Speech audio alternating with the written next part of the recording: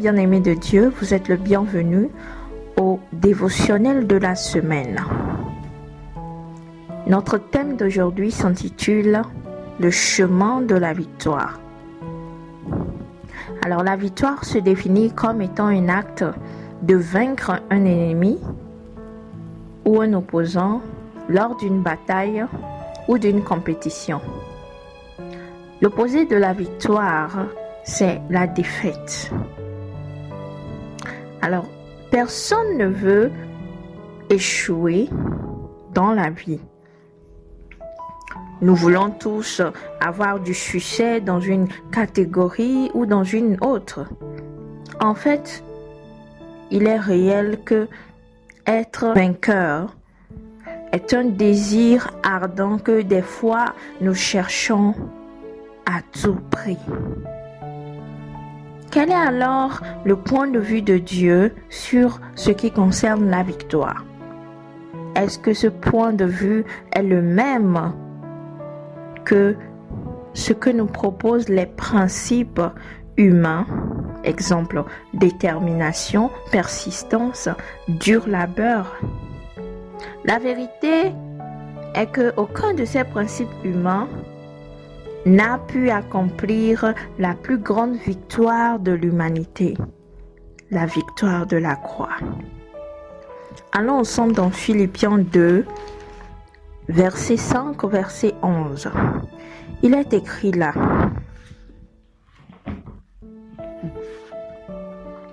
ayant en vous les sentiments qui étaient en Jésus-Christ, lequel existant en forme de Dieu n'a point regardé comme une proie à arracher d'être égal à Dieu, mais il s'est dépouillé lui-même en prenant une forme de serviteur, en devenant semblable aux hommes et ayant paru comme un simple homme.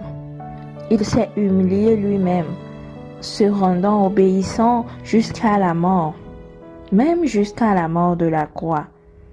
C'est pourquoi aussi Dieu l'a souverainement élevé et lui a donné le nom qui est au-dessus de tout nom, afin qu'au nom de Jésus, tout genou fléchisse dans les cieux, sur la terre et sous la terre, et que toute langue confesse que Jésus-Christ est Seigneur, à la gloire du Dieu le Père.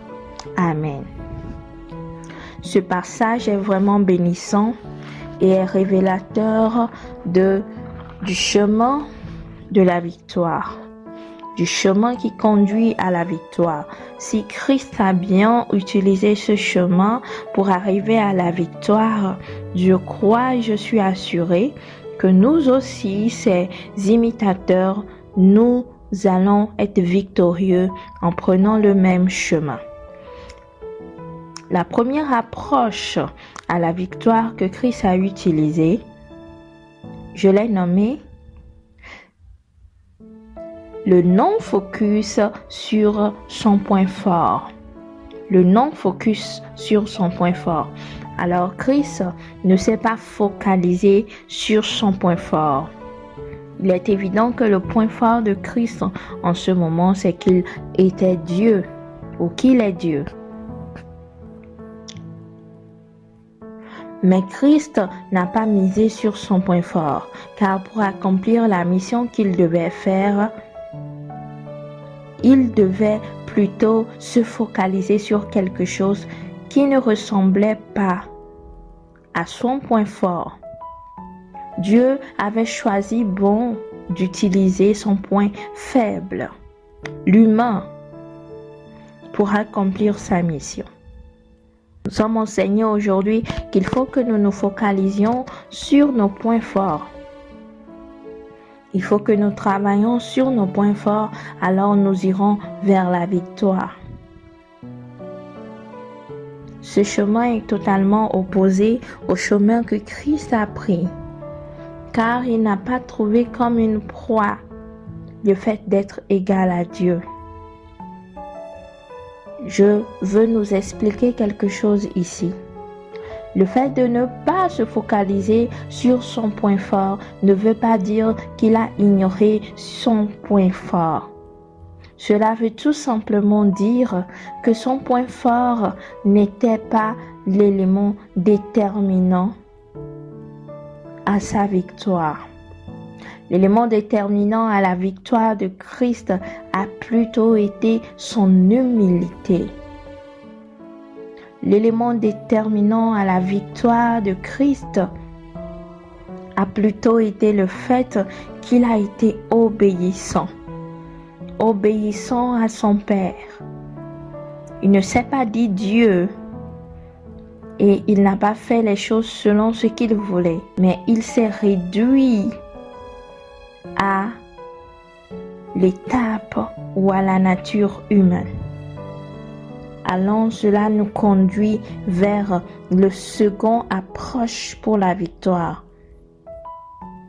Il a pris une nature en dessous de sa propre nature, la nature de serviteur.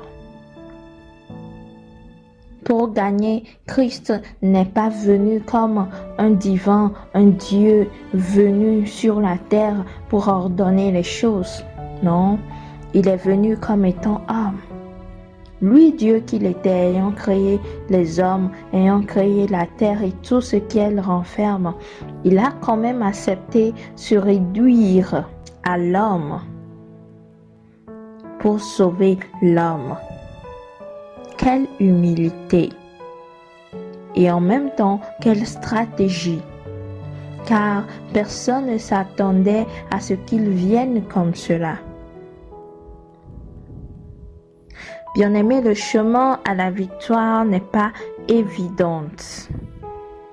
Ce chemin n'est pas ce que les hommes ont l'habitude de nous proposer. Ce chemin est différent.